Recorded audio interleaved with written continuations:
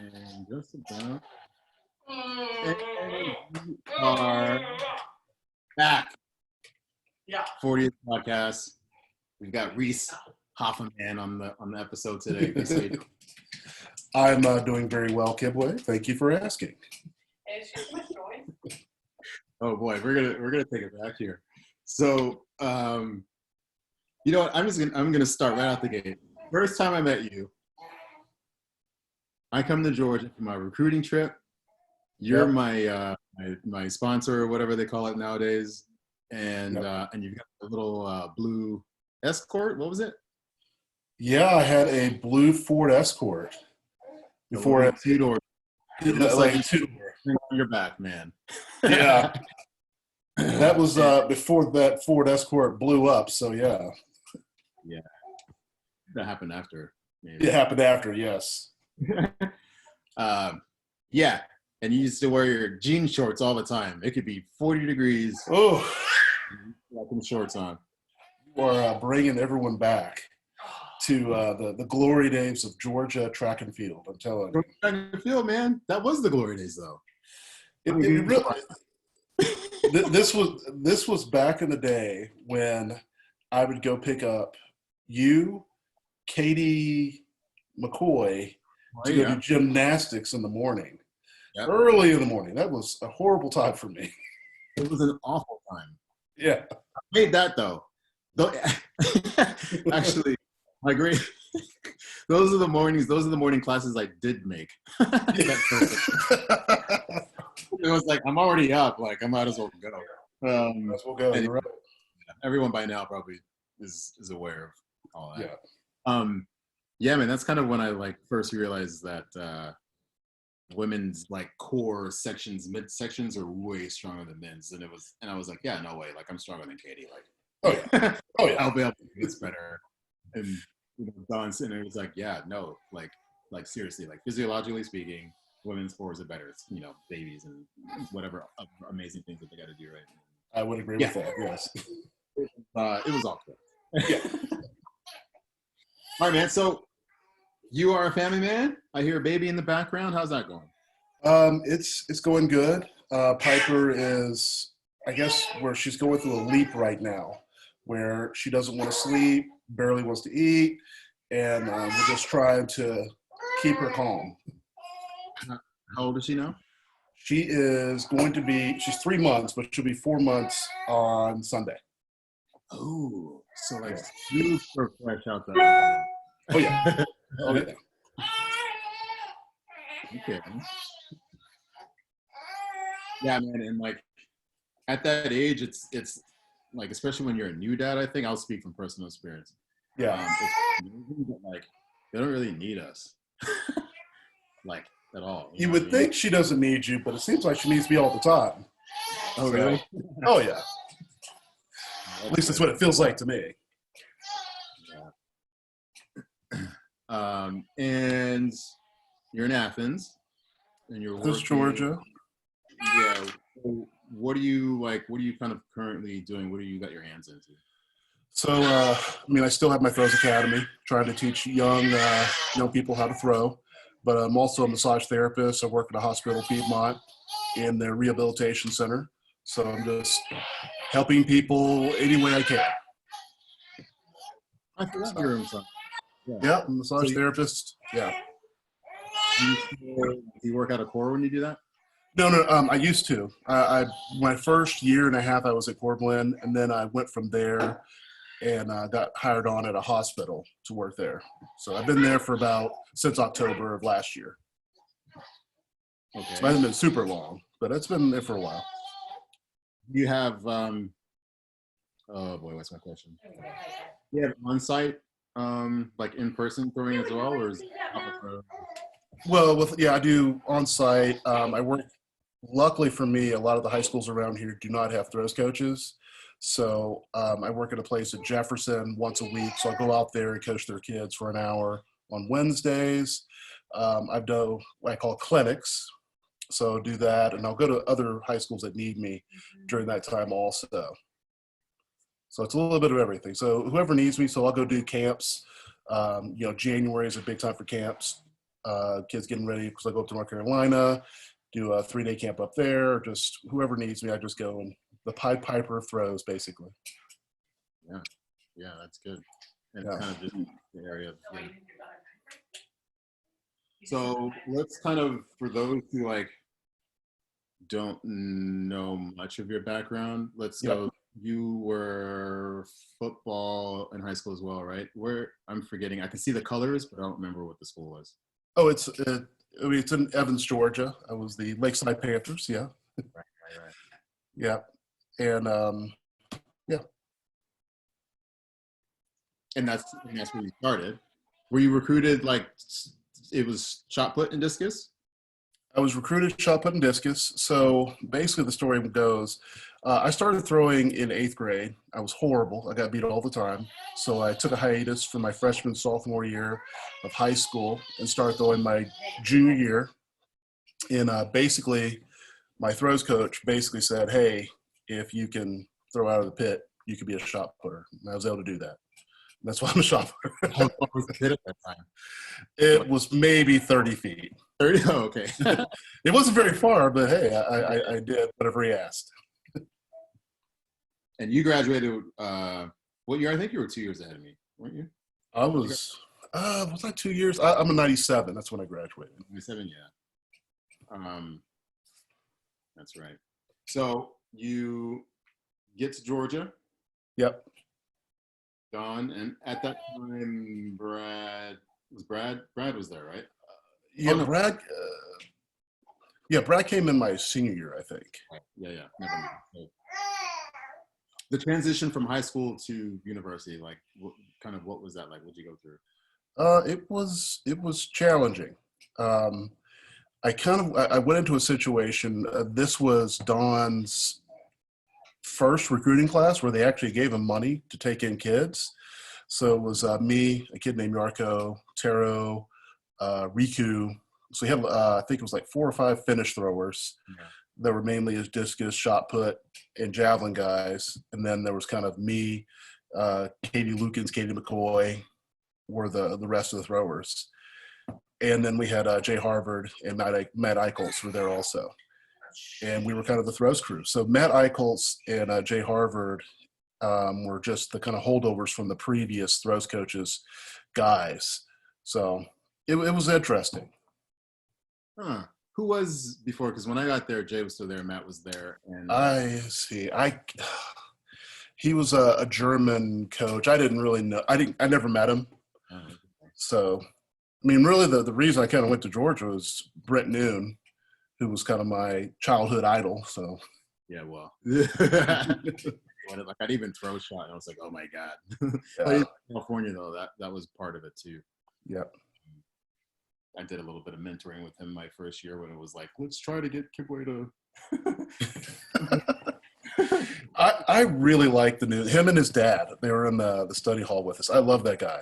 I mean, Brent is awesome. Yeah, they're good dudes. So how did you? I mean, like I think a lot of kids. It probably doesn't get to be as severe as maybe my situation, but many athletes kind of struggle with trying to balance like school and athletics and social life or families or being away from home. Like how do you? Yeah. Well, so for me, the first time I ever was on a plane was my senior year. So I was very much this big fish in a small pond in Augusta, Georgia. So going to college, number one, first time ever being on my own. And then I'm a bit of an introvert, so didn't really hang out with people all that much. So it was just the being part of a big team. So my team, there were probably at Lakeside High School, there were 7 people on the entire team. So I was never used to being around large groups of people. And then I'm going to college where the expectation is I have to throw really far to fulfill my scholarship. So there was a lot of pressure there. There's a lot of academic pressure. I mean, there is a leap between high school and college in terms of the academic demands. That was really challenging. So that first semester, I really struggled. I didn't know what to expect. And I just tried to make the work the best I could. So that said, like, did you just kind of buckle down? Were there, like services and stuff that you kind of utilize? Like, how did you kind of, you know, really get through that where someone else wouldn't?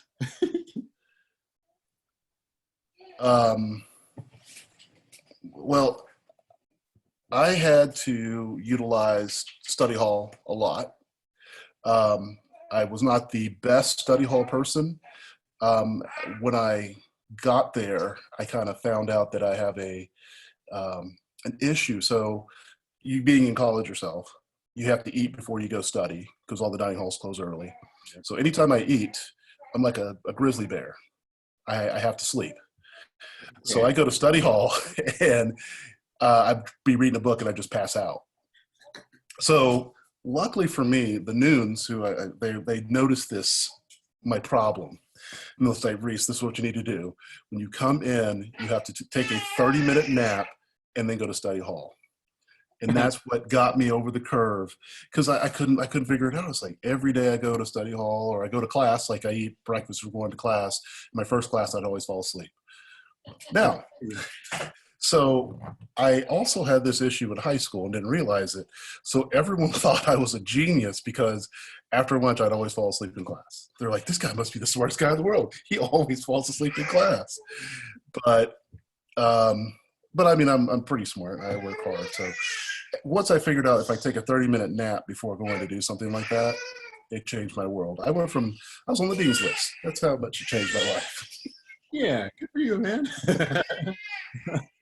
So is this like to this day?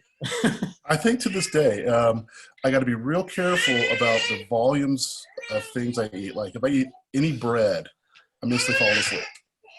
It's my kryptonite.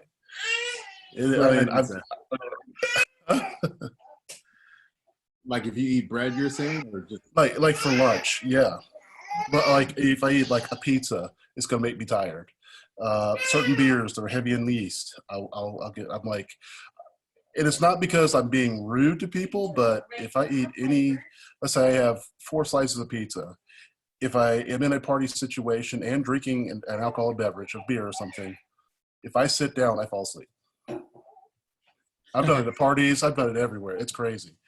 So as long as I'm moving, so like when in high school, what we did, we changed my schedule where I had a PE class right after lunch. And that saved my life. But anytime, like in high school, this is what I had to do. I had geometry right after lunch. I would eat lunch, go to geometry during my lunch, and then take geometry again at my normal class time. Because every single day I would fall asleep. My teacher's like, you can't fall asleep in our class. I'm like, I can't help it. Like, it's right after lunch. So he's like, you can go get something to eat and then come in and sit during the beginning part of the class. So I take geometry twice, and it was awesome. So is this something that you had to adapt to, like as an athlete as well? Like I feel like, yes. So anytime I competed, I ate small portions, and I never ate bread. So pasta was always out. Pasta's out, so I'd eat chicken with broccoli, and I could do that. But if I made a mistake, let's say I have an early meet, and I go and have eggs, but then have a croissant with it, I'm in trouble. I'm instantly getting tired. So I got to take a 30-minute nap. And I've tested it where I would eat a croissant, but then I would drink a pot of coffee. I would still have to take a nap. It's in my system, man. I don't know what it is. It's crazy. Yeah, I mean, that's up your body. Like, yeah, you don't need this. Yeah, I don't need it. So I don't like. That's why I'm really careful about drinking beers and stuff, because if I'm eating a meal and I drink a beer with that meal, I'm tired. I'm like a hibernating bear. I got to go to sleep. And it's only like I only need 10 or 15 minutes, and then I'm good. I've recharged. Oh yeah. So I think one of my favorite stories are kind of like origins. I like origin stories, especially like when you consider like you're going to be in my little legend series, right? Okay. As if like people need my opinion to say you're a legend or whatever, but whatever. Yeah. And so I think the legend, in my opinion, started. I think this was either no, this was your first, maybe your first year out, that Pan Am's. That was my And second year, second 2003. It was my second year Pan Am's, yeah. And I don't remember what your PR was going in, but you came out with like what, 2086 or 2090 something, yeah. It was my PR, 2090 at Pan Am's. But you had to beat your teammate and who everyone expected to win, Brad. Yes. And I remember Babbitt being really confident in how you were going to throw. I talked to him, and Brad was awesome too. Yeah. But there was just something about it, right? And he kind of knew like there was that dynamic between you and Brad at training, and often like Brad would get the upper hand, but it was like, dark. And he's like, oh, if he can, like, it'll be great. And man, you got it, and like your career just went. So, like, what are some insights, like, I guess you can give me mostly, but like everyone else is listening to? Well, I mean, I think if anything, so the Brad situation was, Brad always saw himself as being way better than me, which he had every right to have that opinion because he completely dominated me throughout his entire collegiate career. You know, he made a final at World Championships. So if I was Brad, I would think there's no way I'm going to lose to Reese. But with that said, you know, I think Adam was moving in around that time too. Mm-hmm. Having someone like Adam, who was a elite level shot putter, rotating shot putter, really gave me a lot of confidence in terms of my potential. Like in terms of, hey, I could actually be really good at this as long as I continue to work hard and kind of what I would say believe in myself. So going into that Pan American Games, I had this sense that I was the best thrower at that meet. No knock on Brad. I think Brad is awesome. But I had to go in thinking I'm the best guy there. So if I execute, I should be able to beat Brad. Now I know that Brad may not see it that way. Like I'm way better than Reese, but I had some good practices. I felt like I was on the cusp of doing some good stuff. So beating Brad there, I almost expected it as long as I executed, and that's basically what happened. Yeah. And then from that, so did the training dynamic change at all after, like when you guys got back? It did change because Brad could not handle not being able to beat me anymore. Yeah. Like we went to a thing called the Titan Games later that year, and Brad threw 2090, and then I go I throw like 70 feet, and all of a sudden Brad's like, oh my gosh, he's throwing way farther than me now. Yeah. And talking to his little brother, and this may not be true, but that was one of the reasons he retired when he did after 2004. He's like, in the pivotal moment, we go to practice, and this is after Pan American Games. Brad starts practicing, trying to learn the rotation. That's how he just couldn't believe that all of a sudden, like he's thinking and I get it. The glide at that time was still considered a dominant technique, but the rotation, just like this guy that I used to dominate now is throwing way further than me with a technique that I never thought would actually do anything. So that's when I knew it changed in his mind. And for me, I'm like, yes, let's do this. Yeah. Which I find super interesting because I think that there's more at play. Yeah. For an athlete to want to make that kind of decision to basically completely change their technique, right? Like, I mean, in a way, it is kind of like going from 3-turn to 4-turn, but like not really, right? Like going from glide to spin. It's hard. It's different, and yeah, right.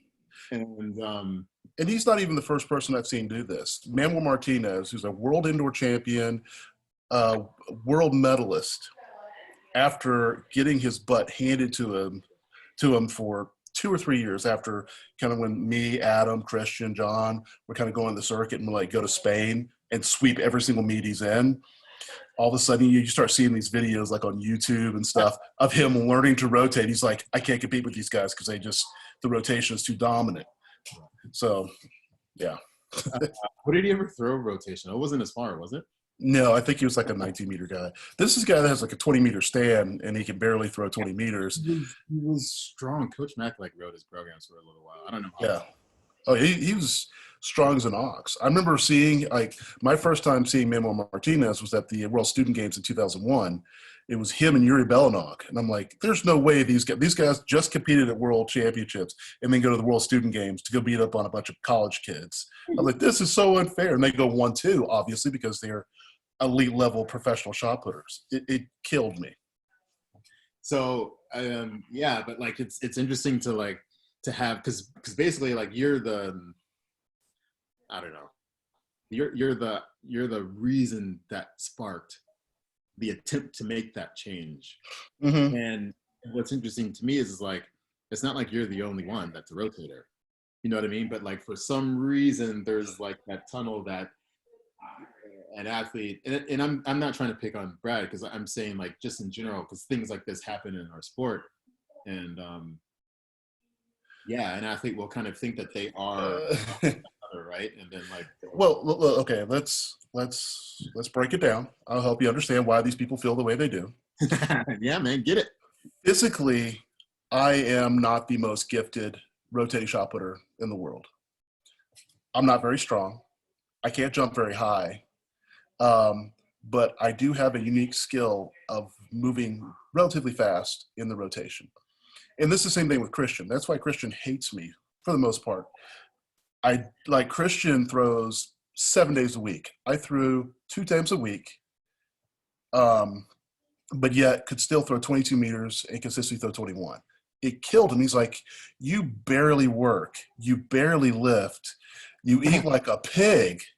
But yet you go out here and also with that, when you, and this is what I went through when I was getting recruited, no one believes that someone that's under 6 feet could be an elite level shot putter. And that's what I mean for the shorter guys out there, that's what makes people believe. They're like, there must be something magical about the rotational technique because they took this guy that I outbenched this guy by 100 pounds. You know, Manuel Martinez, I mean, I bet you that guy had a 600-pound bench and I'd never touched 500. But yet I'm out there killing him. And the same thing with Christian. Christian has well, I mean, I got there, but around that time, I wasn't there. That's what I'm saying. So for a lot of people, like even Brad lifts with me. Brad knows in every lift and in every single way when it comes to doing something shot put related, he is better than me. So imagine if he outbenched me. He's faster than me. He could jump further than me. He could jump higher than me. Everything stat-wise, he is better than me. But when it really matters in terms of throwing an implement, I'm better. That would kill me. And it killed him. And he's just like, I can't deal with this. Because what if you can't beat someone that you're already better than physically in everything that you do, then what's your next move? Then I need to do what he's doing. I need to go the rotation. And that's why this happened. That's why Manuel Martinez does it. That's why Brad does it. Yeah. If there's another area like that's as easy to do as like change the technique, yes, it's easy. But sometimes like, of course that exists in hammer, right? And it's an age-old kind of issue. Honestly, let's just talk all the throws, right? Yeah. An athlete will see someone look a certain way, and if that event goes farther, the other person is questioning like, well, like what's that about, right? There's always going to be someone who's physically more impressive, not throw as far. And but this is nothing to do with. This has nothing to do with physical ability. This has what I consider the person has the touch, the magic. I call it the nest. Yes. Okay. Nest. The nest. I have that. I have impeccable feel for the implement and timing. That's why Brad, who tries to, change over to the rotation, he can't do it because he's a power guy. As big as I am, I'm pretty much a finesse guy. Same thing with Manuel Martinez. They're, I'm a bull in a cloud of dust kind of thrower. So just all power. And when it comes to technical events like the rotation, there's a finesse. I have the finesse. I think that's a great way to put it, man. Because like the ness is the one thing that you can't measure, you can't Yep. judge. There's, and that's the great separator of Yeah. uh, the truly like great elites, or even legendary guys versus guys who can be pretty solid, but like Yeah. ultimately it just doesn't fully pan out. And that's the thing that you can't train that. Can't train it. You can't teach it. It's either you're born with it or not. Like I coached a kid that does absolutely nothing and still can throw 67 feet. He could literally come off the couch because I don't know who it was. He talked to some person that taught him how to strike an implement, and he is unbeatable. This is No, the football kid, right? yeah, it's a football kid. Yeah, Lenith Whitehead. Yeah, Yeah. this kid. What's that? Did you go to Georgia? No, he went to Tennessee. I know, but I just, he has the ness. Like I watch him throw. I'm just like, you're doing everything wrong, but the ball still goes 60 feet. The ball goes for it. Yeah, I know. I'm just like, so I mean, obviously, it's like, hey, do you work with that kid? I'm like, yeah, I work with him. I don't really. I mean, but they're like, man, good job teaching him how to throw 67 feet. And I'm like, I literally just told him you should turn your foot a little bit. That's all I told him. He does it just a little bit. He throws really far. It's unbelievable. So talking about your timing finesse stuff, I talked with who was that? Darrell. Yep. And so there's kind of that argument that you kind of hear on the periphery as a non-elite shot putter like myself or anyone else, right? About the difference between glide and rotation, and why glide is typically better in a major, because there's the issue of timing and finesse and having to wait and Mm-hmm. How do you feel about that? All the world championships that I've won, the event was officiated very fast. The longer it takes to complete an event, the worse I get. So that's why I feel like that's why I haven't done as well. It's really hard. I mean, I'm a rhythm person. I can't power anything out there. I just don't have that ability. So, I mean, it is an advantage to be a glider because you don't have to worry about hitting a timing. There's so many moving parts of the rotation that you have to hit timing. And that's why the gliders can dominate that. At least they used to. Right. Now I think we got it's gonna be hard. Kids. Oh, I don't know about gliders like anymore. Like I kind of hope someone does, just for no, I don't know, for whole time's sake. No, I'm not saying win, but I'm saying like it'd be nice for just like one again to come out in the mix and hit some 22s. I don't know. We'll see. It can't do it. David Storrell is the only person, or I'll put it like this: the German system of throwing is the only system that would allow a glider the time to be good enough to actually compete at the high level. In the U.S., a glider would never have enough time to mature. Yeah. That's what time to get there, unless he's Carter at 80 something feet. But even still, even like Michael Carter probably would struggle to compete in the current collegiate system because kids are coming out of high school can throw 20 meters now. Yeah, it's so tough. Yeah, I definitely agree with that. Like the system itself, and there's a couple other countries maybe that might fall in that category, but the Germans they've got that system kind of patented. You know what I mean? And it's still in place. And the Germans, they're looking. I mean, I went to train at Storrell's training facility, and when I was there, they made sure they got a lot of video of what I'm doing throwing wise. Yeah, because I mean, generally my technique, I don't think my technique is super complicated. There's nuance to it, so you can look at it and you can see the same thing over. I'll send them video if they want to, but it's the nuance, the understanding of what you're trying to accomplish in the ring. I don't know if they have that, but once they get it, maybe they can figure out how to make it go too. Well, and that's a good point too, because there's a lot of mind there. There's a lot of like trying to figure things out, and I think how you're speaking and how kind of I speak about hammer and what it is that I feel as well, right? There's a lot less of trying to figure out the individual intricacies of like what's going on during position? What's going on in my third catch? You know what I mean? That kind of stuff. Mhm. Like it's erroneous. It's cool to do the throw and then maybe look back on it and be like, oh yeah, that was cool. This is what was happening at that point. You know what I mean? At that time, Mhm. Yeah. in terms of actually doing the movement, Mhm. that's, I'll say, in my opinion, that's the wrong way to go. It's not efficient, and you end up Mhm. being like pretty robotic. You know what I mean? Yes. And I think that if you look at the early rotational models in Europe, they're very robotic in terms of what they're doing. Hit this. I mean, I've had a bunch of kids send me videos. They're like, "See, look, I'm hitting the same position as you." It's like giving me snapshot individual freeze frames of you hitting positions I'm hitting is not what I'm doing. Yeah. Let me see the whole. Let me see the whole picture in motion, and then you can start comparing because there's so much nuance. Like the way I throw, there may never be another person that can throw exactly like me. And that's the key. If the Germans try to copy how I threw the shot put, it's going to mess everything up. They're never going to get it.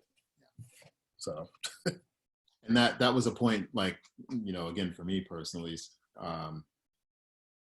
because there are still, I mean, and they're like that in the hammer as well. yeah, And not to pick on the Germans, a lot of people are, yeah, but you know, Dr. B has had his hand in however many eight. Personally, I think I was his eighth 80-meter thrower. wow.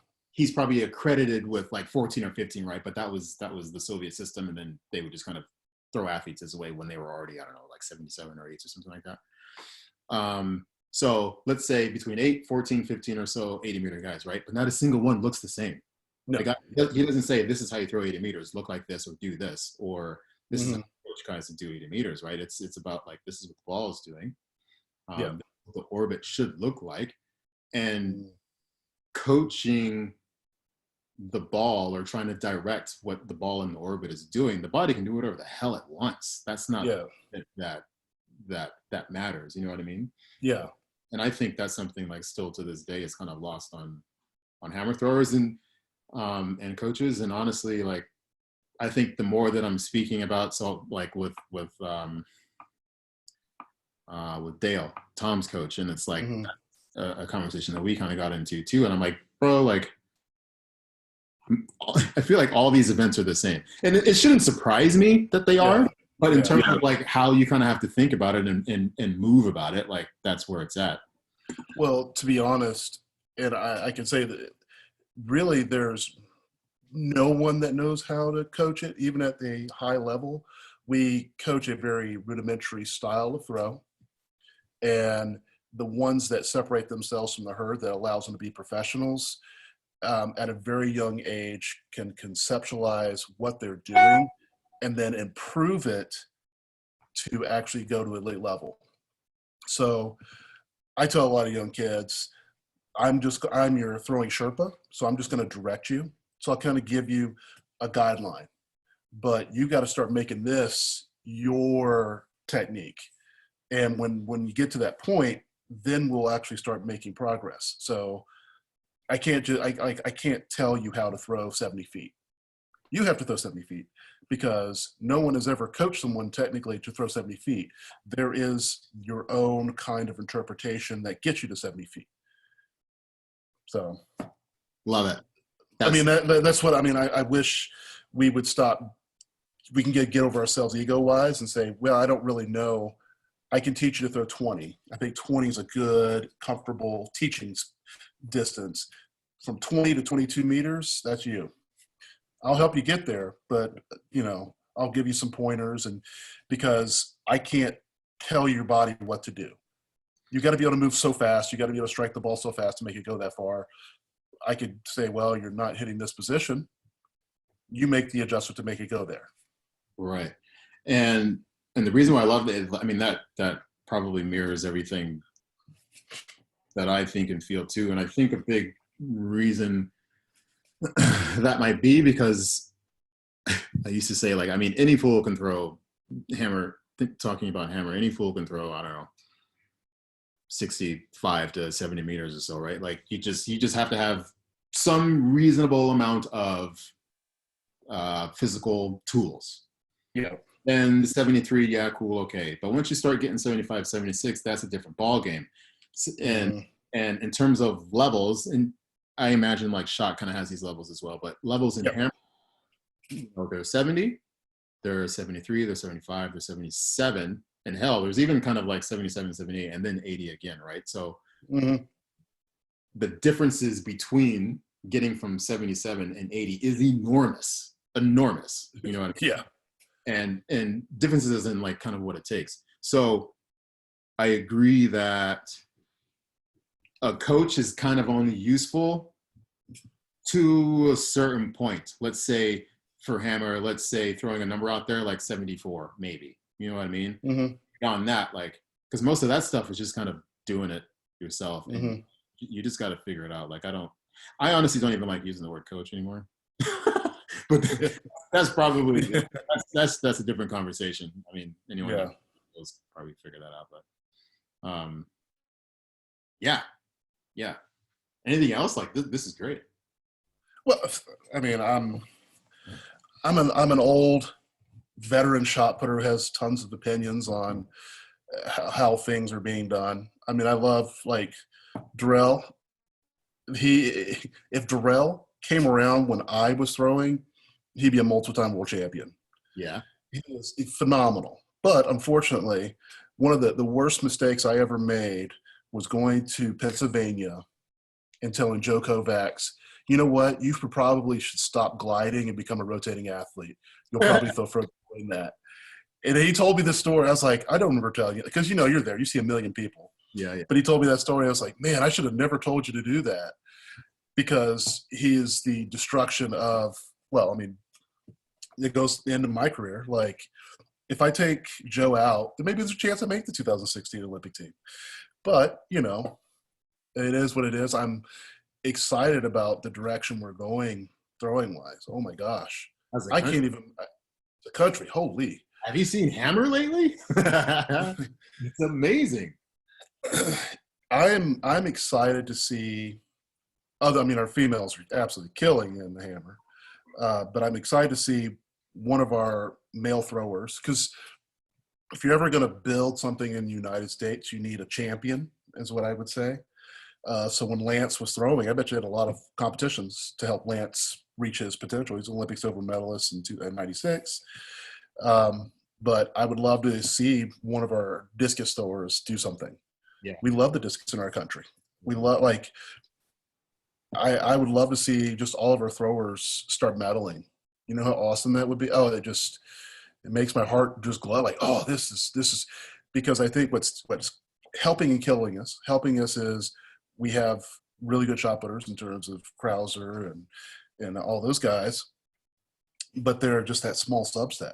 I would love to see the women start jumping up. I'd love to see Michelle kind of get out there more and push it to help women's throws, because I'm sure I feel like we're ripe right now for female girls out there to want to do that. I mean, I guess Connie and Terry Cantwell now, those were our matriarchs. Oh, Jill Camarena, she's up there too. But I would love to see them stick around. I feel like we didn't get enough Jill. Like, I wish Jill was around for 6 more years doing her thing to help grow female throws of the U.S.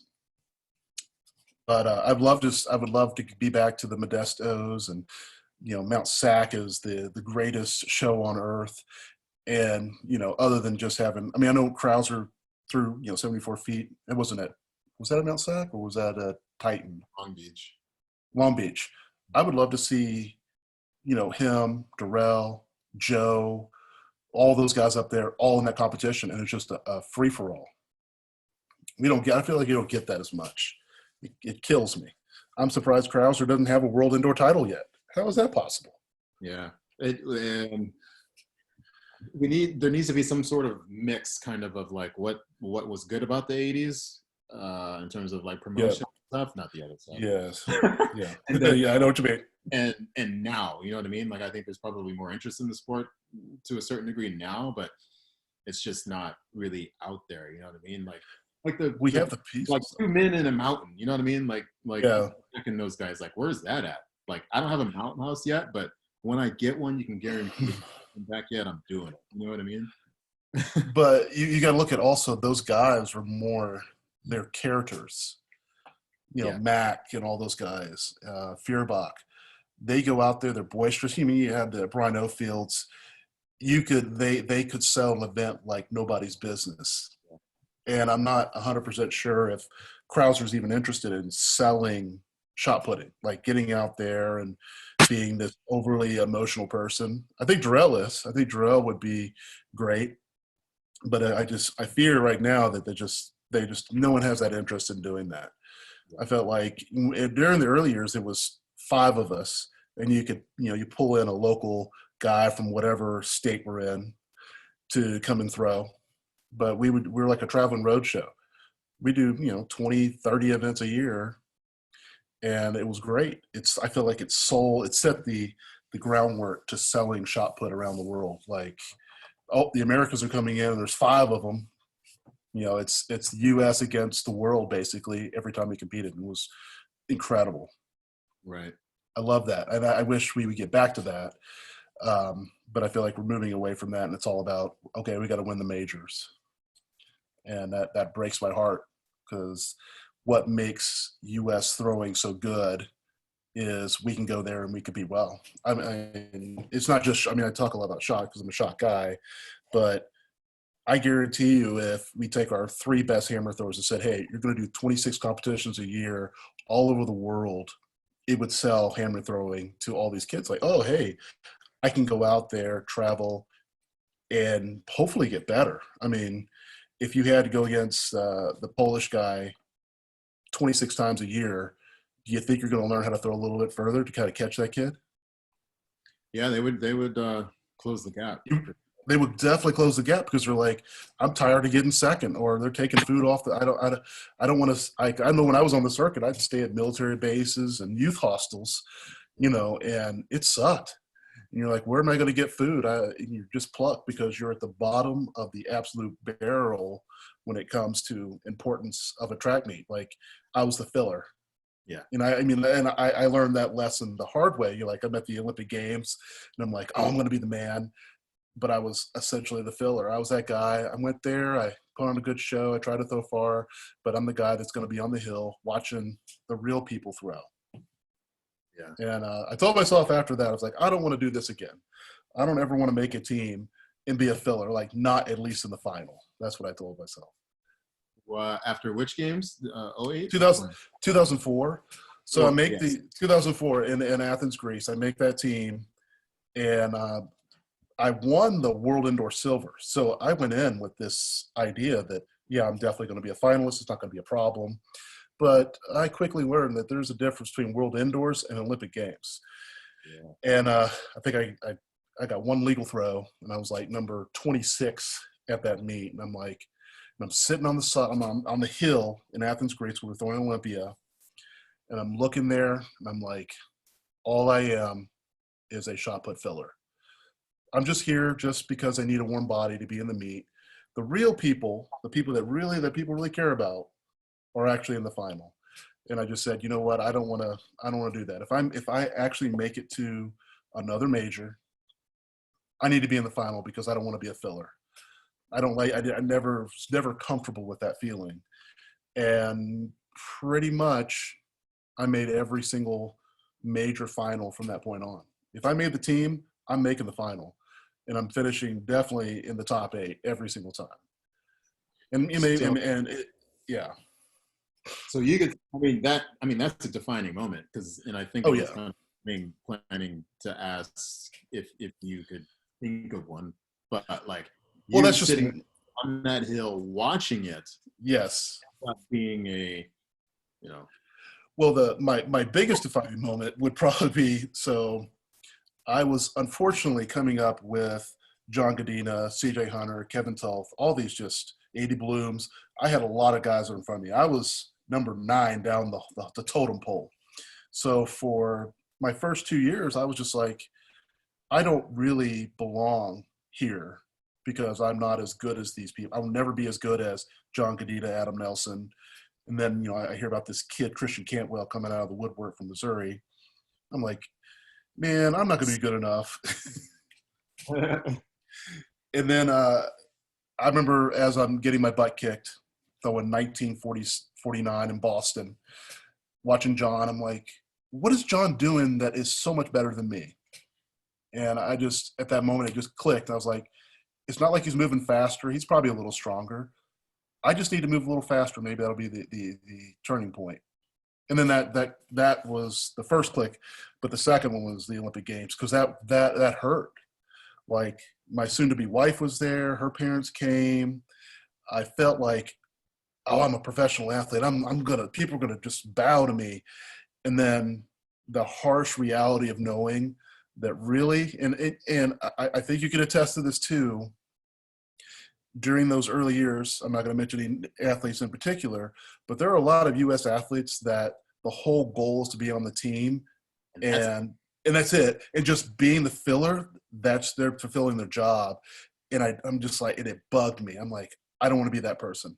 I don't want to go and make majors and be the person that's like, yeah, I'm going to take my 3 throws, and that's my entire world, Olympics, whatever kind of championship thing. I'm like, I need to be in the final because I want to be a professional and I want to be treated as a professional. Like, if you can't make the final, and maybe you see this too, the officials, the fans, everybody, they don't treat you as a professional. They're just like, oh, you're that guy.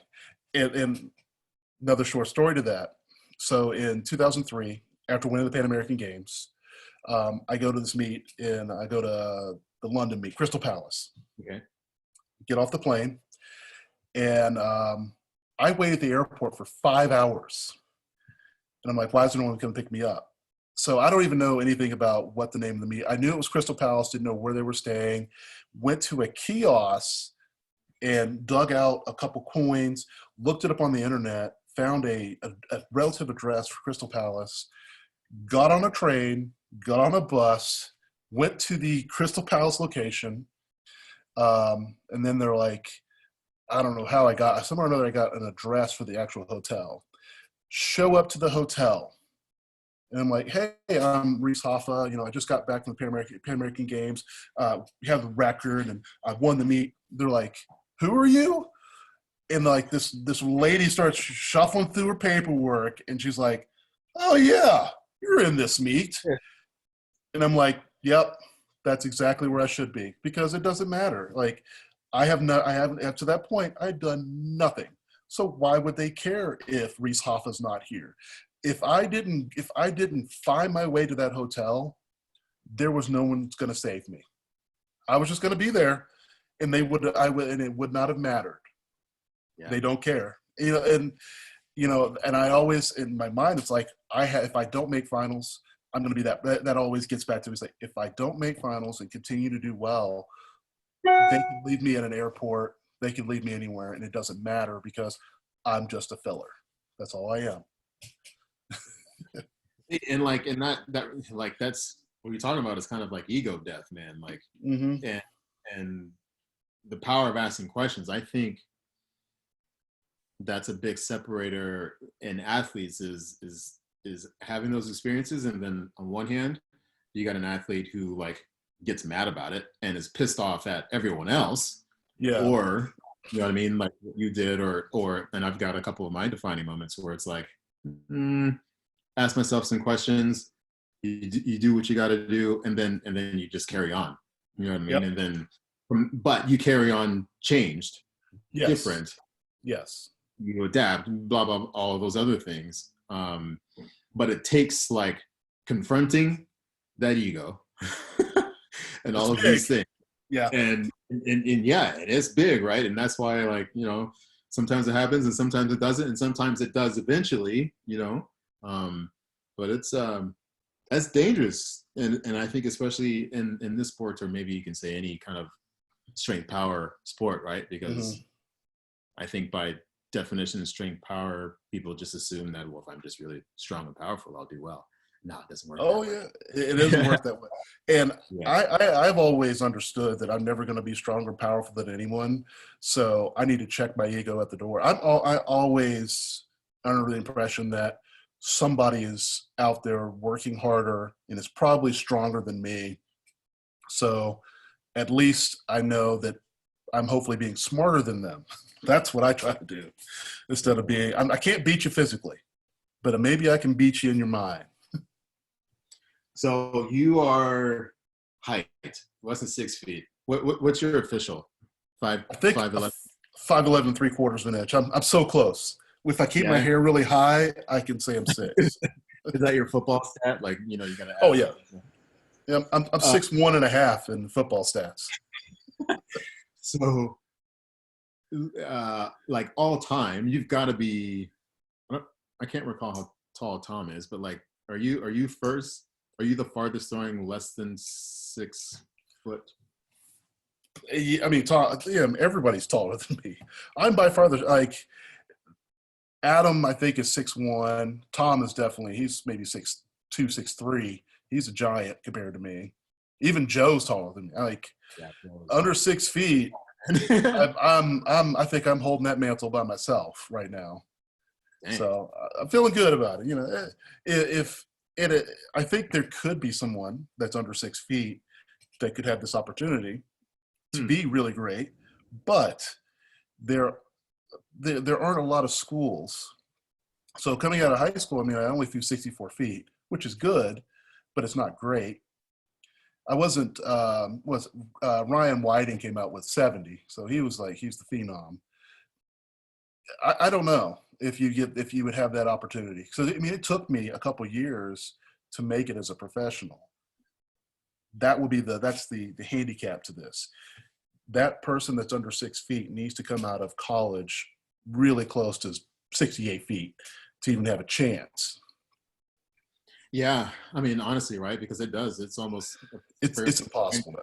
It's a fairly standard about 2 years to kind of get it in, and even still with that, there's no guarantees. Yeah. Like right now, you're going to probably need to throw near 74 feet to even make a major now, unless one of our big boys wants to grow a pair and win the Diamond League. But I know Tom isn't going to give that away anytime soon. Yeah. All I can say is, under my watch, North America dominated the Diamond League. Long leave. You heard it here. The New Zealand guy comes in and starts taking it. So, yeah, it's funny. The same thing goes for World Indoor Championships. Also, that kills me. For World Indoors since 2003 until I finally technically left in 2016. America won the World Championship every year. Yeah. And then the year I decided not to do World Indoors, Tom comes in and wins the World Indoor Championship, and we've not gotten it back. Who was on that team? For which one? For World Indoors? It was what's his name?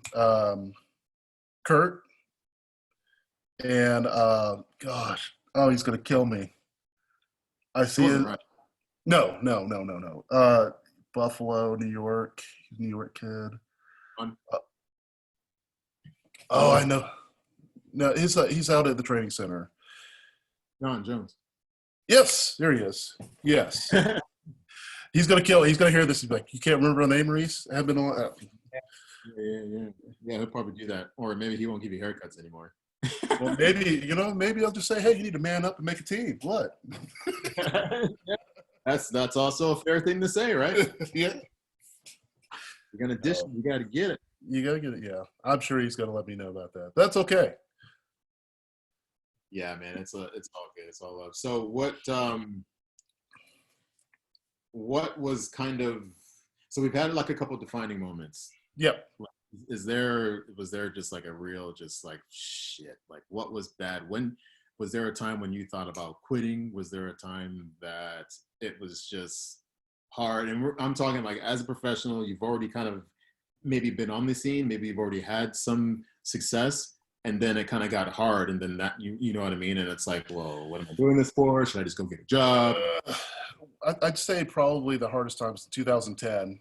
So I was on a roll. So from 2005 up to about 2009, I pretty much was throwing rock solid every year, just killing it. So by 2010, Christian kind of came into his own, had a killer year, and he's throwing 22 all the time. And I was just struggling. Like I was throwing a lot of balls out of the sector, and I couldn't, for the life of me, figure out like what am I doing wrong? Like how in the world am I not able to throw a ball in the sector? I'm a professional, and I started questioning a lot of like why am I doing this? But you know the gambler in me just said, look, let's just take a minute. And I like to look at other people's techniques and what they're doing to kind of get some ideas of how I need to modify what I'm doing to maybe correct a mistake. So a kid named Dylan Armstrong, I watched his technique. I was like, well, what is he doing? How is he throwing well? And he is less rotational, more linear. So I kind of modified my technique a little bit. And would you know it? Thank goodness to Dylan Armstrong. He saved my entire career to making it to 2016. Because I took a little bit of what he was doing, whatever, I don't know if Bond or Chuck teaches the technique he was doing. Yes. But I saw what he was doing. I was just like, I could kind of do that. Let me put my Hoffa spin on it. And I did that. And I rode that. I rode his technique or some of the principles in his technique just from what I saw to getting an Olympic bronze medal. Because if I wouldn't have figured out what he was doing, I probably retired in 2011. But I just saw, I saw what he was kind of doing. And you know, because I'm a bit of an elite mover. Like I can look at somebody and kind of replicate it a little bit. So I started making those moves. So I went from like I would throw, and I didn't break 21 until this time or somewhere near that. I was throwing like 1950s in meets. And then I was going really, really down. So Don leaves. I start tinkering and looking at what Dylan was doing.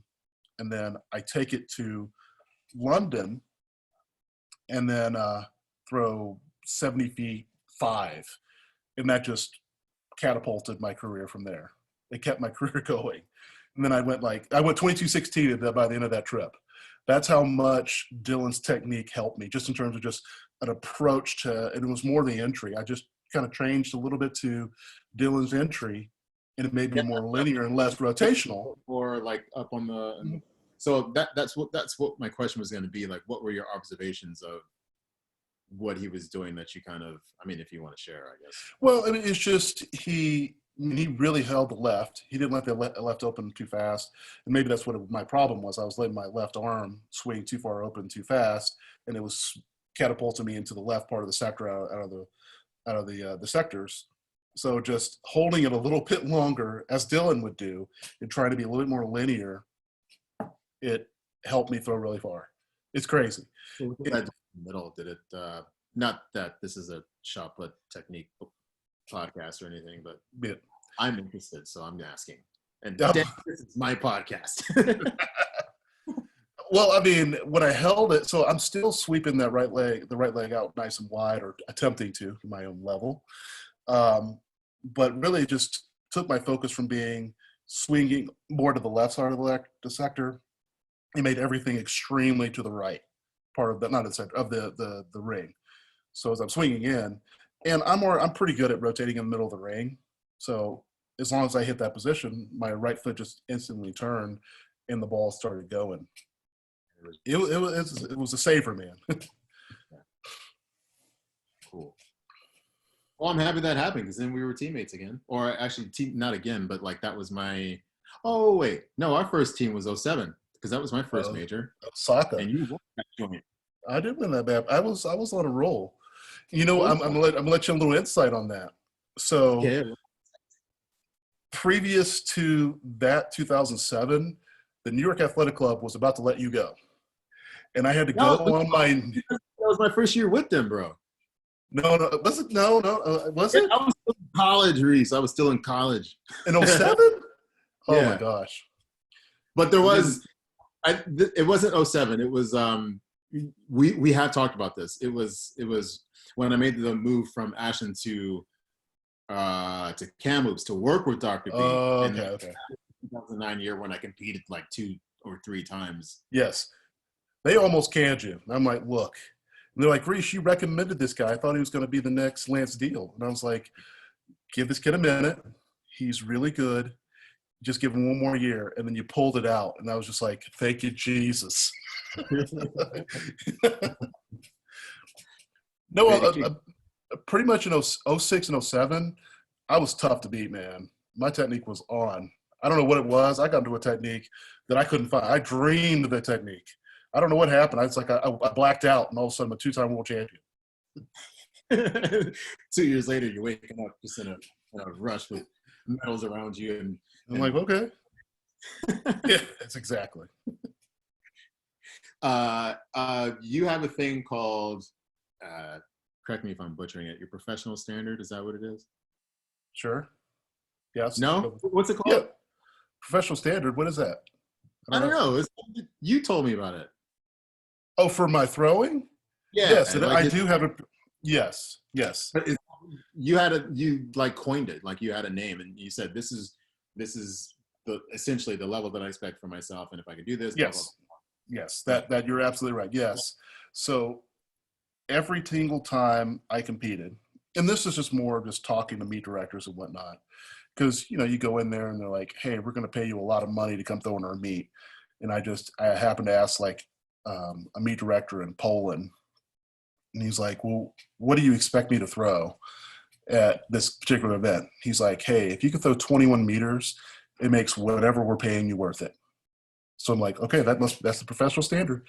So every single time I could be in that, and right now, thank goodness. I mean, maybe Storrell has a few more years in him, but as for right now, I'm still holding tight at 130 throws over 21 meters. He's going to be the next closest. David is closest. Yeah, he's the closest.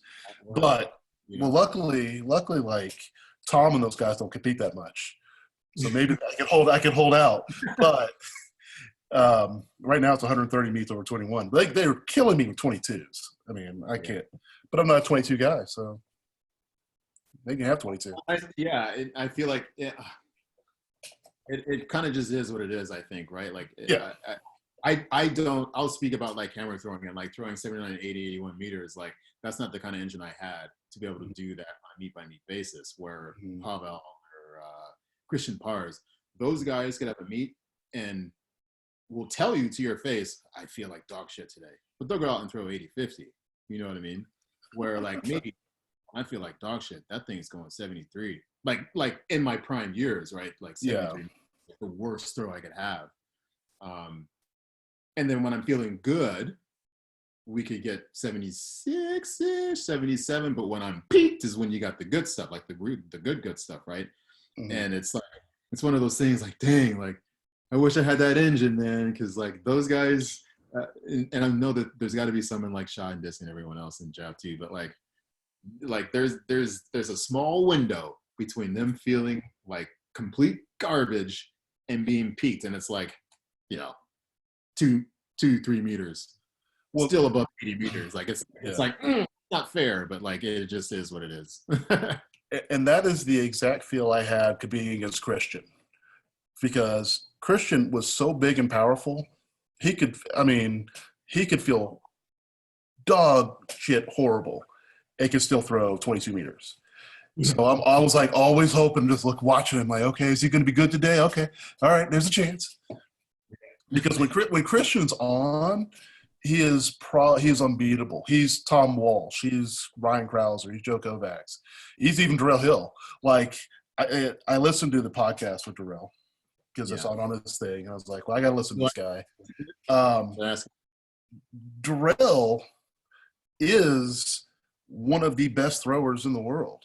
And I feel like people don't realize that because they get glimmered of all these other guys. I'm like, Darrell could very easily throw the same exact distance as these guys. He just didn't hit it on that day. I wouldn't be surprised if Darrell's the first one to 23. Like everyone's talking about like breaking the world. But like, yeah, I completely agree. I've seen him train, and I have he was up because he comes to train at Georgia before he goes up to Europe sometimes. And I went to one of his training sessions. His very first throw was 22 meters. And I'm just like, yep, okay.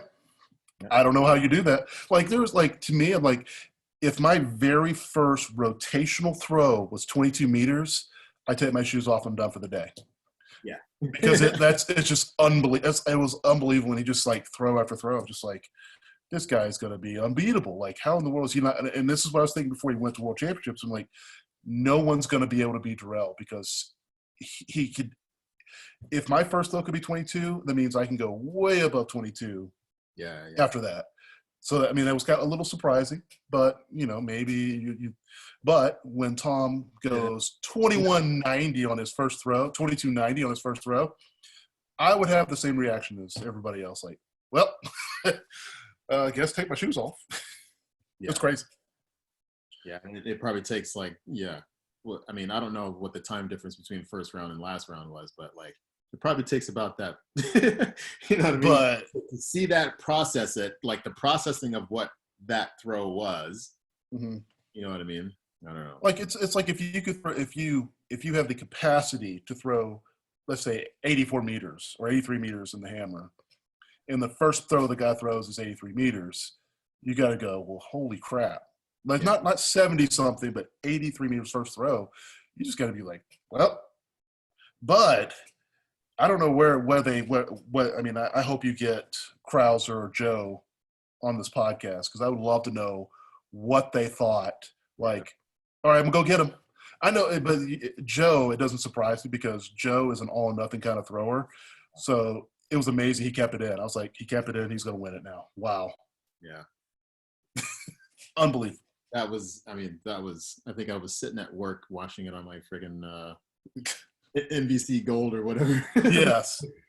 Are you guys understanding on me? And it's like me, I'm the only thrower in there, and and I've got like distance people and sprint coaches around, and that was incredible. Yeah, but I can't wait to see. I want to see all. I mean, I'm a big homer. I want us to sweep. No offense to Tom, I love Tom.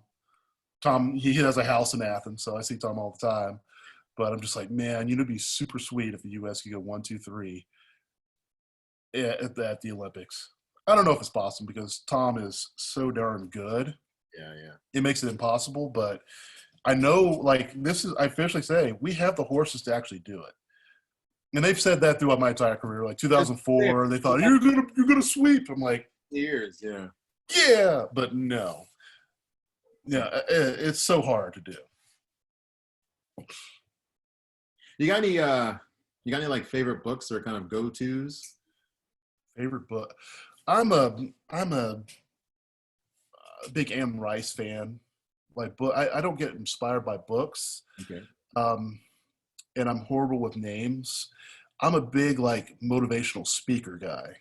Okay. So like, I don't know the names of people, but yeah, let's hear some of that then. Like, because but like, I mean, that's a YouTube rabbit hole right there. Yeah, I know. It's just, I love hearing people that just talk about their hardships, how they overcame, or just what it took to be great at what they do, and then how they overcame. It just, to me, that motivates me to no end. I love, like. It sounds like you're describing my podcast, by the way. Yeah, it's just like there's like one of them. The one I always go to is a guy's like, yeah, I seeked out a guru on success, and he said, okay, meet me at a beach at 4:00 in the morning, and we're gonna start. And the guy gets there, and I show up, and I'm in nice shirt, nice slacks, my $300 shoes. And we're standing on the beach, and he's like, okay, takes him out into the water. And he gets all the way out to just about where you can keep your head up a little bit above the water. And then the guy takes me from on my head and then dunks me underwater. And I'm struggling to get up there. I'm fighting. It seems like a minute's gone by. And then finally he lets me get up, and I'm breathing. And the guru's like, the moment you're willing to work hard enough that you will just breathing is all you want to do. Just you're willing to fight where you will not die, then you'll be successful at whatever you do. Because success isn't something that's easy. No one has been successful being easy. Every day you've got to work like you're trying to keep yourself alive. Right. I love that. It's just like, and I may not 100% do, like, if I look at how And I have no fantasies about my career. I had one struggle in 2010, but if you look at the culmination of my entire career, it's been really, really easy. I never had any major threats. I mean, there's Adam, but Adam's up and down. So he always gave me some avenues to get in there. Christian, he's a little bit up and down. But other than those two guys, I mean, there really weren't a lot of people in my career that made it very tough to be really good at what I do and be successful at it. When I first came in, I mean, I made my first team at 20, like just over 67 feet. People would dream to be able to make a team at 67 feet. So, and from that moment on, when I made my first team in 2003, generally I'm either one or two in every single U.S. National Championship. And the ones that I wasn't one or two were the ones where I had the automatic bye or I didn't care. Yeah. So I never struggled to make a team. Now I always had to give some mental process to that, but for the most part, as long as I worked hard at my practices, I always came in, I was always prepared. It's like my body went on autopilot for most of the time. I was horrible from May till March. April, and indoors, I'm good indoors. I'm usually pretty good indoors, but when the outdoor season started, for the most part, I was horrible. But when June hit, when you got to make a team, it's like my body went click, and then all of a sudden I would be good for another 2 feet of whatever I'm throwing. So for me, it's like I always kept that idea that I got to continue to work hard, but I work hard in practice. For the two time, like for me, it's like when I say practice two, there was time where I hurt my knee.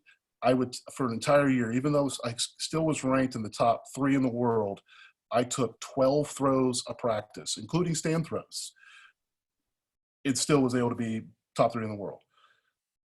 So it's always been a little bit innate, a little bit easy. The ness, I've always had the ness, because in all intents and purposes, a kid that had never really done rotation, I learned to rotate in 3 months, won the state championship, and then threw far enough to get a full scholarship within a year and a half.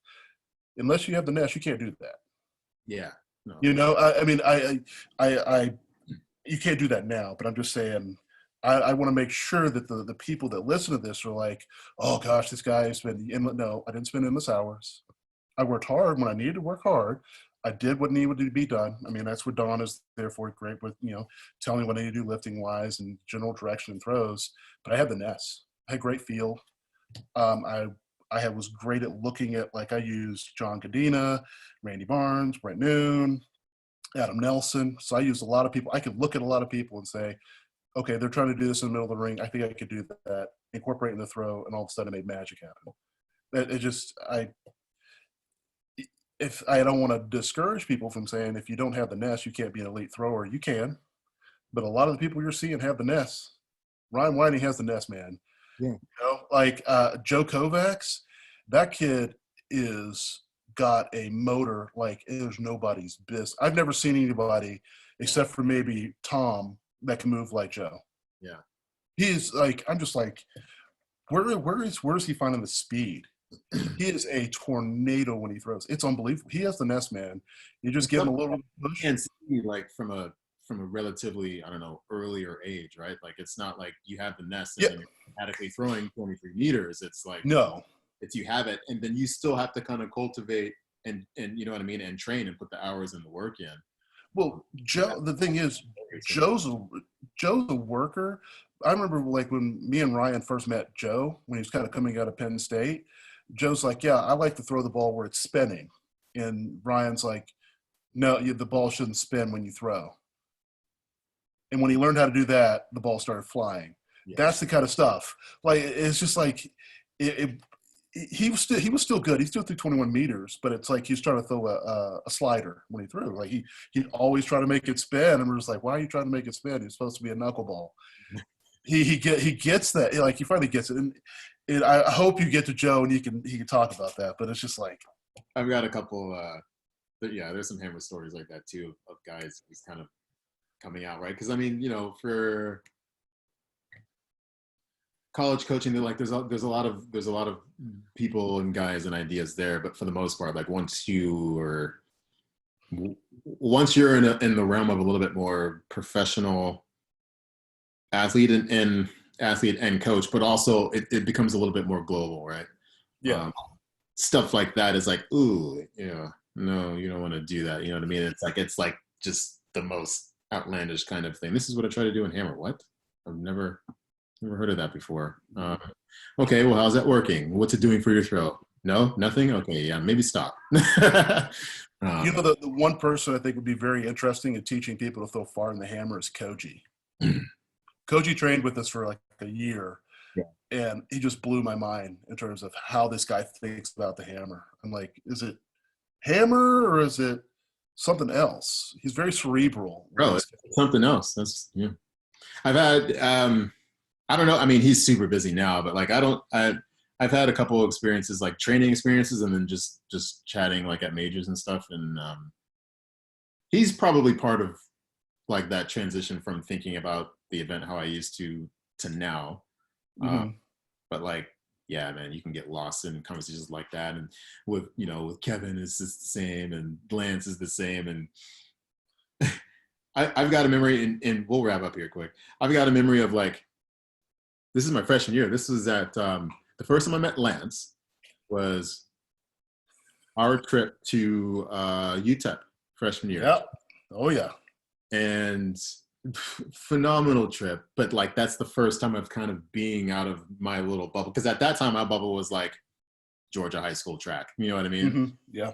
And I spent some time with him, and we're talking, and at that time I didn't really like, I threw hammer like a couple times, like a month or whatever. Mm-hmm.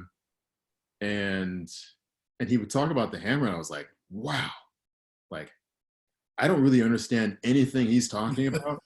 but I knew, and I think that's my nest. I knew that like, but there's something there. There's obviously, I didn't hear that and be like, what the hell is this guy talking about? He doesn't know what he's talking about, or like that, right? Mm-hmm. That kind of happens a little bit nowadays. And but it just seems so like just kind of up here, and like everything was above my head, and there weren't very many like terms and cues and those kind of things being discussed when talking about the event. But he's still talking about the event. Yes. You know what I mean? And that's the crazy part. And it occurred to me like a few years back, like, yeah, I remember those days, and like, but I was like, now I kind of talk about the event that way, I think. Right? And where, I'll talk about hammer, and then people are looking at me like, what the hell did you just say? I'm like, well, I'm sorry. Well, but maybe you're just your next level. I think a lot of coaching is being able to take a step back and look at the whole movement and how the pieces are supposed to go together.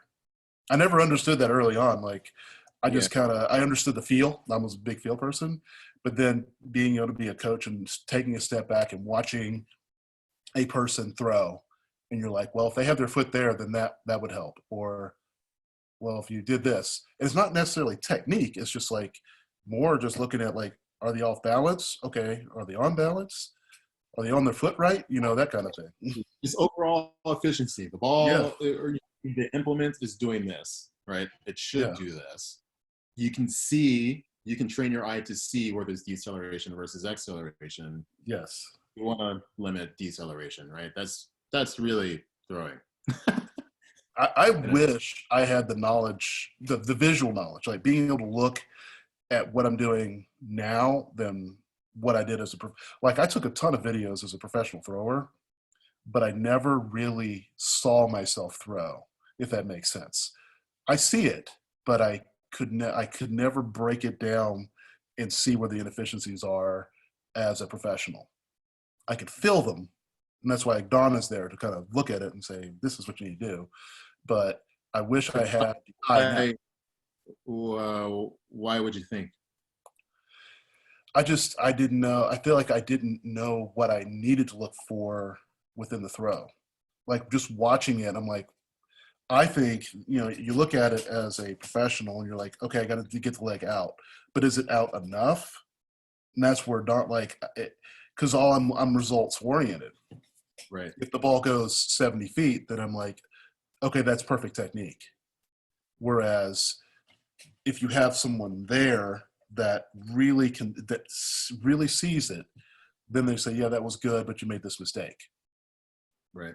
They can get past. And I think Don was really good sometimes, not all the time, but sometimes he's really good at seeing, yeah, that throw was 75 feet. That's great, but you made this mistake, and this is why it's going to fail if you did it to me. That was the greatest coaching that I got from Don, is when he could go there, and when I feel like it's going really, really good, that he can go there and say, well, you missed this, and if you did this in a meet, you're going to foul the throw. So it's not that what you're doing is wrong. You have to modify this to make it correct so you keep it in. As a thrower, sometimes I struggle with seeing that. Yeah. I can. Is that more about like trying to manage essentially competition, not only anxiety, I guess, a little bit, but more just the energy, like the adrenaline of competition? Maybe a little bit of that. I mean, I'm just talking more in a meet. Yeah. You got what you got. I don't think there's very much Don could ever say in a meet situation that was going to move it better or worse, because you kind of, I don't know about you, but when I get on what I call the major stage, I'm just like, I'm tuned in to whatever we taught to at the practice track. You can't give me new information once I get there, because now if it's not in line of what we talked about there, it's just going to mess me up. Yeah. So this is more or less just like practice. Like, that's where Don is an absolute genius. Is Don could look at my technique and say, yeah, they may have went really far, but you did this wrong. And then you got to go, what? Sometimes it'll throw you, but in the long run, it helps you. Because a perfect example of that was, I went to Madrid. I threw 21-10.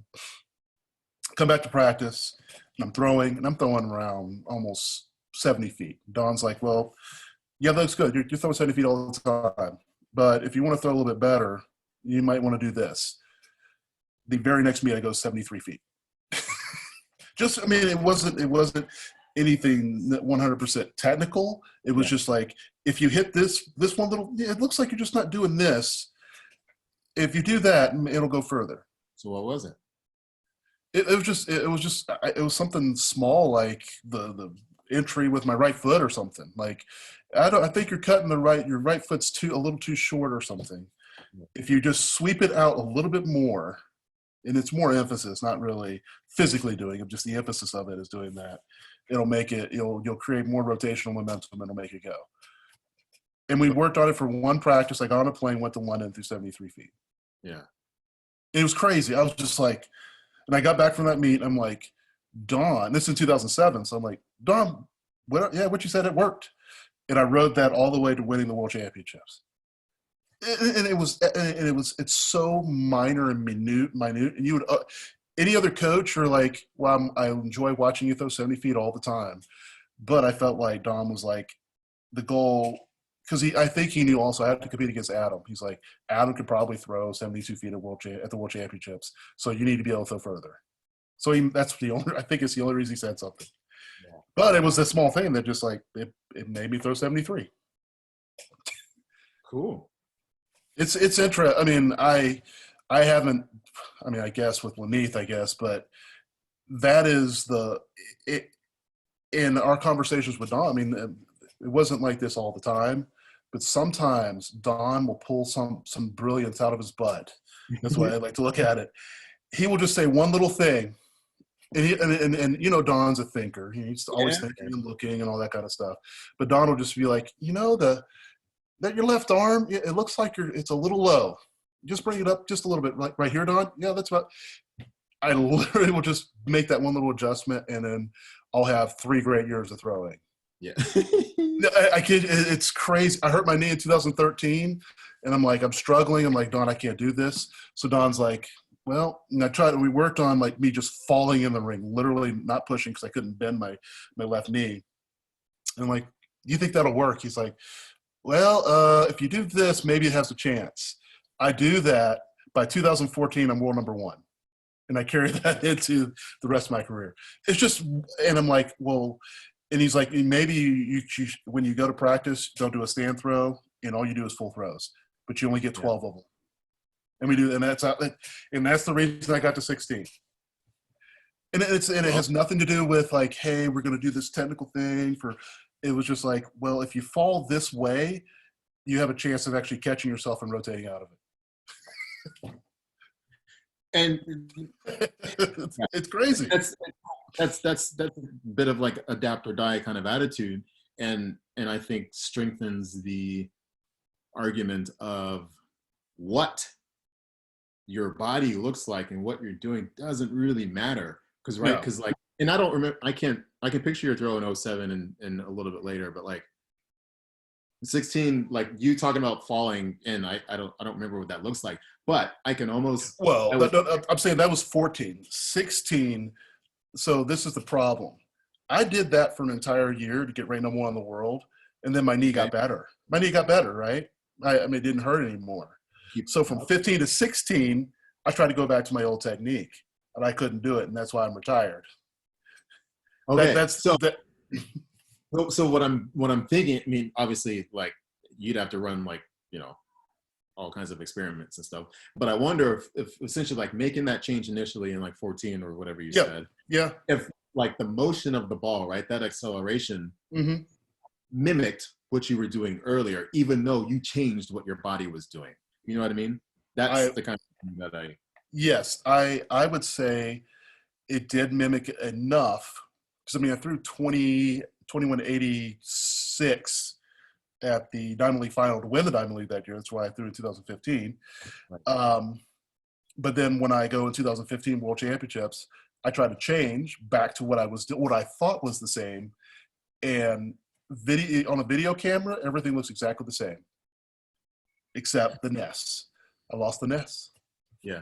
So, I mean, I went from I literally threw 71 feet, and then I'm struggling to throw 69 because I'm trying to go back to what I was doing before, but I don't have the base.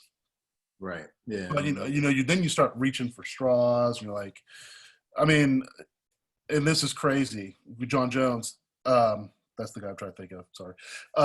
Like at the U.S. Indoors, I beat John to go to the World Indoor Championships, but I only threw like 2020 because that was the best I could. My best throw of the entire year was at Olympic trials at 2060 something. Everything looked exactly the same. I thought I was pushing the ball exactly the same. Not the same anymore. Yeah. I lost my ness. Yeah. And that was I think in 15, I mean, I make the final, which was great, but I probably should have retired then. Yeah. I was done. Like mentally, I couldn't do it. I lost the drive. Like I didn't do the little things anymore. Yeah. And it kills me. Like when I stepped in that ring in 2016, I was like, my full expectation in that indoor championship was that I was going to finish 8th, not 2nd. Wow. And that's what got me. I was like, oh, how in the world am I in 2nd place? And I had the last throw that would have won the meet, but I fouled it. Wink, wink, nudge, nudge. I could have kept it. I'm just gonna say I would have kept it in. But how bad would it look if the U.S. national champion did not go to the World Indoor Championships? Well, the 2nd place guy, it's like, it still have the champion there. Yeah. So that's how because John didn't want to step up to the plate and beat me at 2020. That kills me. John is way better than 2020. Yeah. To his credit, though, he's looking nice lately, so that's good. John it is because he's a what's that? What, a cat man or whatever? What do they call it? Like he's got his lady now. Like he's in a nice little relationship. John's in a good spot. John's in a good spot. John needs to get hungry. That's what I say. I love John. I met John at Florida, like his either junior, senior year. It's like, this kid's really good. And I still think he still is really good. But I'm just like, come on, man. You gotta get up there with Darrell. Like, you look at Darrell, like, John beat the crap out of Darrell. And then Darrell's like, oh, forget this. I'm going to learn how to really throw far. And then they're not even close. Yeah. It kills. I'm like, John's my boy, because John's not super tall. John's holding it up for the little guys out there. He is. Yeah, you guys are fairly I mean, he's taller than me. He's over 6 feet. But still, I'm like, come on, John. John kills me. Yeah. Well, I mean, we can, I don't know. Maybe we should bring John on the call right now. Yeah, bring John on the call, and I'll tell John you need to step it up. Okay, so let's wrap up there, man. I Yeah. really appreciate you coming on. This has been great. And do you have any kind of like last words? Where can people find you? Number one, as my oldness will dictate, I'm horrible on social media. So, but you can send me messages on Hoffa Throws, at Hoffa Throws on Instagram. I think I have a Facebook, which is Hoffa Throws, and I have Twitter, I think is Hoffa Throws. So you can get a hold of me there. But if you're a good friend like you, Kibwe, you get an instant response, whereas others might take a minute. I'm in there. I mean, I'm really bad at it too, dude. I've got like I've got 12 messages like I haven't gotten to yet. Yeah, I know. And yeah, Hoffa Throws Academy. You want to plug that? Oh yeah. You like online stuff or? Gosh, Kibwe, I am the world's worst when it comes to this stuff. I have a couple kids that I coach, but I don't think it's my direction in life. You can email me at reesehoffa@gmail. I had a Hoffa Throws at Corbin Trade. I had a Hoffa Throws account, and then it was taken from me because I didn't use it enough or something. I don't know. But you can find me at reesehoffa@gmail, and we'll see what we can do. I gotta get better. I just it's the elitist in me sometimes that just it kills me. Yeah. But I have some kids that I'm working with, and they're throwing really well.